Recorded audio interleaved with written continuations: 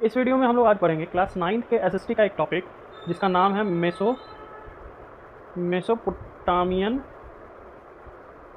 Civilisation,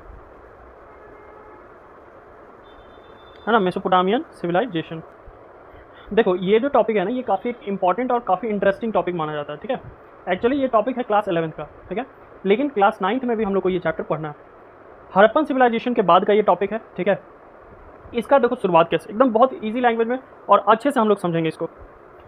अगर हम लोग बात करें मेसोपोटामिया वर्ड, ठीक है, पहले तो आते हैं इसको इंट्रो का, ठीक है। मेसोपोटामिया, तो ये जो मेसोपोटामिया वर्ड है ये एक्चुअली हमको दो ग्रीक वर्ड से आया है, ठीक है। ये कहाँ से डिराइव्ड हुआ है? दो ग्रीक वर्ड से, जिसमें से एक ग्रीक वर्ड कौन सा है? मीसो, ठीक है। मीसो का मतलब मिडिल, मिडिल, और एक वर्ड कौन सा है? पोटामस, पोटामस, ठीक है। इसका मतलब होता है रिवर। अब देखो इसका मतलब ही में इसका डेफिनेशन है, ठीक है, या लोकेशन है। अगर हम लोग बात करें तो देखो मेसोपोटामिया क्या है? ग्रीक वर्ड से हमको मिला है दो ग्रीक वर्ड, जिसका एक है मेसोस मतलब मिडिल, पोटामस मतलब रिवर। यानी इसके अगर लोकेशन का हम बात करें, लोकेशन का बात करें तो ये दो इंपॉर्टेंट रिवर के बीच में लाई करता है, टू रिवर के बीच में, ठीक है। समझ में आई ये चीज़? अब ये टू रिवर है कौन कौन? तो टू रिवर में से एक रिवर है तुमको यूफ्रेट्स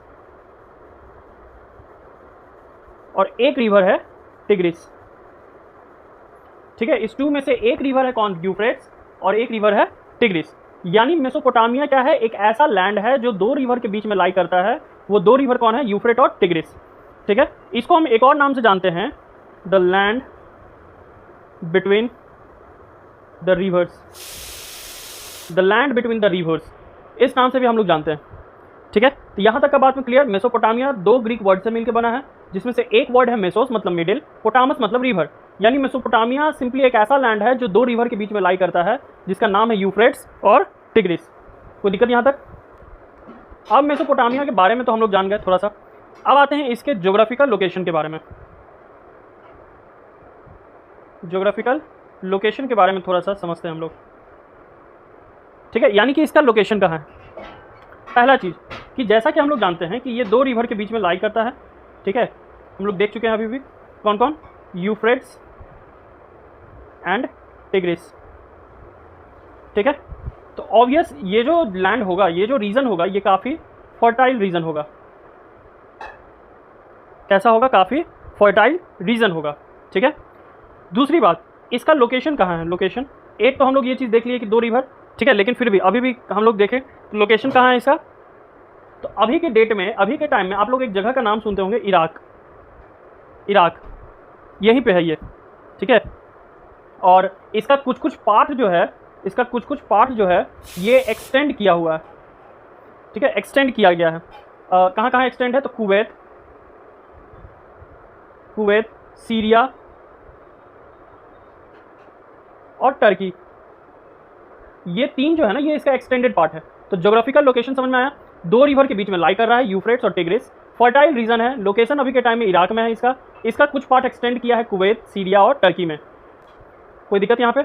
अब यहाँ पे एक चीज़ हम लोग समझते हैं कि ये जो इराक है, ठीक है, इसका जो इन्वायरमेंट है, इसका जो इन्वायरमेंट है ये काफ़ी डाइवर्स इन्वायरमेंट है, काफ़ी डाइवर्स, ठीक है। अब क्यों डाइवर्स कहा गया ये हम लोग देखते हैं।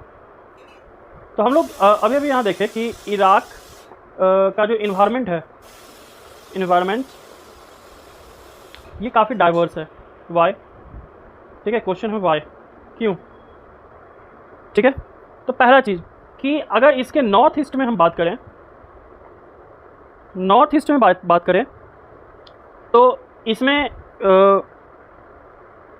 एकदम इसका जो प्लेन्स होता है, प्लेन, ये काफ़ी अनड्यूलेटिंग है, ठीक है, और एकदम ग्रीन है, ठीक है। हमको यानी कि यहाँ पे प्लेन्स भी देखने को मिलता है जो एकदम अनड्यूलेटिंग है और ग्रीन है, ठीक है। इसके अलावा अगर हम लोग बात करें तो tree covered mountains ranges with clear streams, यानी यहाँ पे हमको वैसे माउंटेन्स भी देखने को मिलते हैं जो पूरा पेड़ से घिरे हुए हैं। इसके अलावा हमको वाटर का स्ट्रीम्स वगैरह यहाँ पे देखने को मिलता है, ठीक है। इसके अलावा यहाँ पे हमको कुछ कुछ वाइल्ड फ्लावर्स भी देखने को मिलते हैं, ठीक है, वाइल्ड फ्लावर्स भी देखने को मिलता है। यहाँ पे इनफ रेनफॉल होता है ताकि क्रॉप्स यहाँ पे ग्रो हो सके, ठीक है, क्रॉप्स यहाँ पे ग्रो हो सके। यहाँ पे उतना रेनफॉल हो जाता है, इनफ रेनफॉल है, ठीक है। समझ में आया? किस लिए? एग्रीकल्चर के लिए, एग्रीकल्चर के लिए। तो यानी यहाँ पे अगर बात करें तो लगभग सारे टाइप का क्लाइमेट हमको देखने को मिल रहा है, ठीक है। तो प्लेन भी है जहाँ पे पूरा ग्रीनरी है, ट्रीज भी है जो पूरा माउंटेन्स को कवर किए हुए हैं, स्ट्रीम्स हमको फ्लो करते हुए दिख रहा है, कुछ वाइल्ड फ्लावर्स दिख रहे हैं, इनफ रेनफॉल दिख रहा है एग्रीकल्चर के लिए। तो ये यहाँ का एक तरीके के कहने का मतलब है कि इन्वायरमेंट है, कहाँ का? इराक का, ठीक है। इराक में लगभग ऐसा ही इन्वायरमेंट हमको देखने को मिलता है। कोई दिक्कत? देखो, और कुछ हम लोग अगर मेसोपोटामियन सिविलाइजेशन के बारे में जानने का कोशिश करें तो ये जो सिविलाइजेशन है ये वर्ल्ड्स अर्लीस्ट अर्बन सोसाइटीज़, ठीक है, वर्ल्ड्स अर्लीस्ट अर्बन सोसाइटी कह लीजिए या सिविलाइजेशन कर लीजिए। मतलब सबसे पहले पाया जाने वाला अर्बन सिविलाइजेशन, ठीक है, या खोजे जाने वाला अर्बन सिविलाइजेशन वो कौन सा है? यही मेसोपोटामियन सिविलाइजेशन, ठीक है। इसके अलावा और कुछ इसमें, तो एक तो वर्ल्ड का ये अर्लीस्ट अर्बन सिविलाइजेशन है। दूसरा चीज़, यहाँ पे हमको स्ट्रक्चर मिला है, ठीक है, स्ट्रक्चर फाइंड आउट मिला है किसका? रिटन लैंग्वेजेस का, रिटन लैंग्वेजेस का, ठीक है। अगला चीज़ और क्या हमको यहाँ पे मिला है? क्यों ये फेमस है? क्योंकि हमको यहाँ पे लीगल फ्रेमवर्क मिला है, लीगल फ्रेमवर्क। तो मेसोपोटामियन सिविलाइजेशन क्या है? वर्ल्ड का सबसे अर्लीस्ट सिविलाइजेशन है। क्यों? क्योंकि यहाँ पे हमको रिटन स्ट्रक्चर भी मिला है, ठीक है, लैंग्वेज भी मिला है, लीगल फ्रेमवर्क भी मिला है, ये सब। तो ये सब कुछ इंपॉर्टेंट पॉइंट्स है जो मेसोपोटामियन सिविलाइजेशन के बारे में जानना हम लोग को जरूरी है। अब आते हैं मेसोपोटामियन के कुछ हिस्टोरिकल कॉन्टेक्स्ट पे, ठीक है, हिस्टोरिकल कॉन्टेक्स्ट। अब अगर हम लोग बात करें मेसोपोटामिया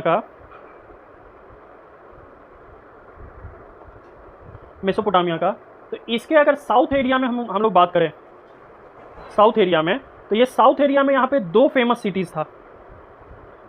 सिटीज़ था, ठीक है। एक सिटी का नाम है सुमेर और एक सिटी का नाम है अकड़, ठीक है।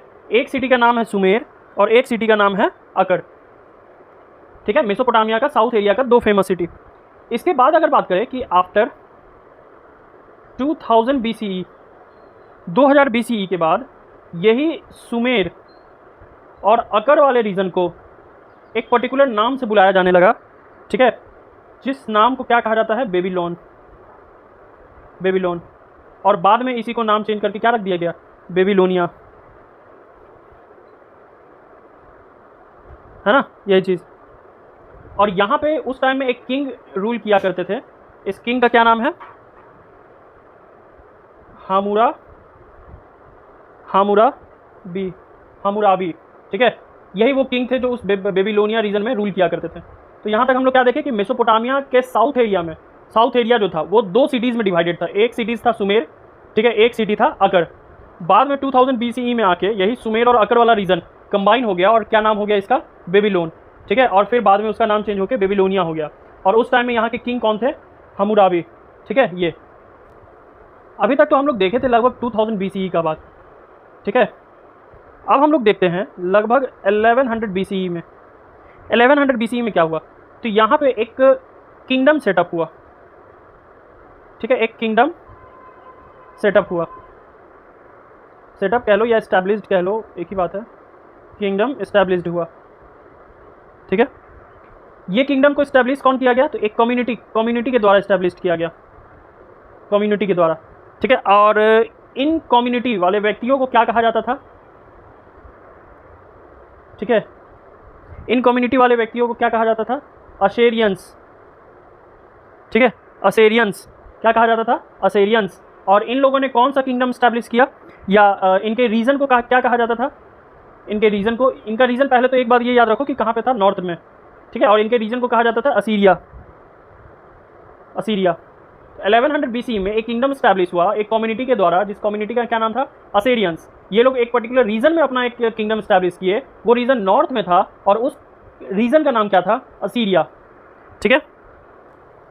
असीरिया के बारे में अगर हम लोग बात करें तो असीरिया एक बहुत ही बात करें तो माउंटेनियस रीजन था, कैसा रीजन था? माउंटेनियस रीजन था,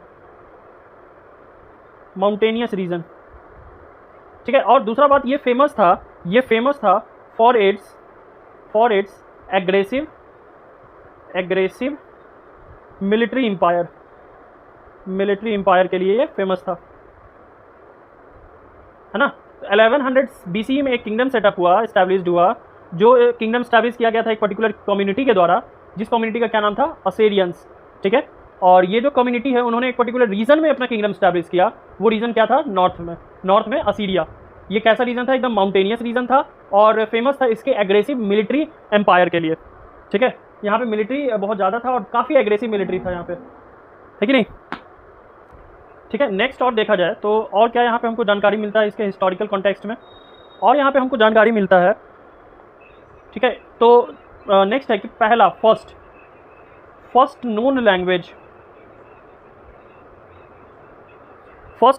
लैंग्वेज ऑफ द लैंड, मतलब यहाँ पे सबसे पहले बोले जाने वाला कौन सा भाषा था? तो याद कीजिए, अभी हम लोग बात किए थे कि एक सिटी बसा था सुमेर, है ना, तो उन्हीं के द्वारा बोले जाने वाला एक लैंग्वेज था सुमेरियन। तो सबसे पहला लैंग्वेज यही बोला जाने वाला था, सुमेरियन। बाद में अगर बात करें लेटर अराउंड अगर हम लोग बात करें 2400 BC, ठीक है, 2400 BC ये जो लैंग्वेज है ये रिप्लेस्ड हो गया, ठीक है। और इसके जगह पे नया लैंग्वेज आया, वो कौन सा था? अकेडियन, ठीक है। 2 सिटीज सुमेर, तो पहला आया सुमेरियन लैंग्वेज, बाद में दूसरा जो सिटी था अकड़, उसका लैंग्वेज आया अकेडियन, ठीक है, अकेडियन। समझ में आया ये चीज़? और ये एक ऐसा लैंग्वेज था, ठीक है, जो अलेक्जेंडर के टाइम में भी फ्लोरिस्ड हुआ था, फ्लोरिस्ड ड्यूरिंग या टिल, ऐसा नहीं, फ्लोरिस्ड टिल